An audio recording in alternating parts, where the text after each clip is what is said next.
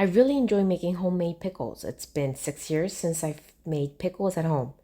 Store-bought pickles have artificial aroma and it's too sweet for me. First, peel the skin of the beet with a potato peeler. Slice the bottom of the beet so that it will act as an anchor as you slice your beet at a similar length. Then, lay down your beets and slice it again.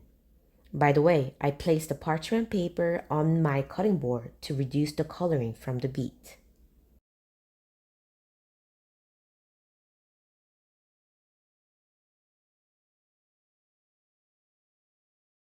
Lastly, I cut them in half because it was too long.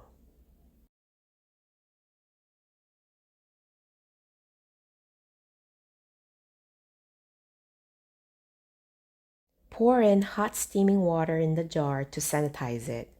Place in your beets into the jar. We are now going to boil pickled water. We need 2 bowls of water, 2/3 bowl of sugar,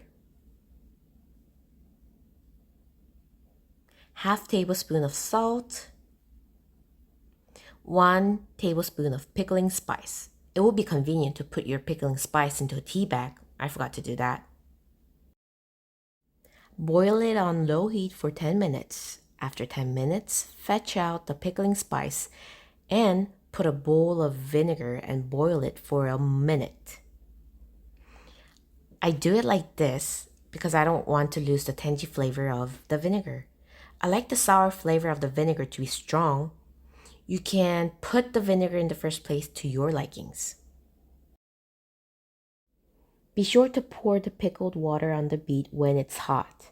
It helps to make the vegetables stay crunchy and fresh.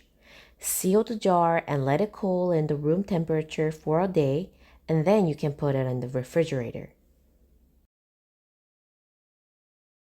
It will stay fresh in the refrigerator for months. I like to serve them with pasta, pizza, ribs, and so on.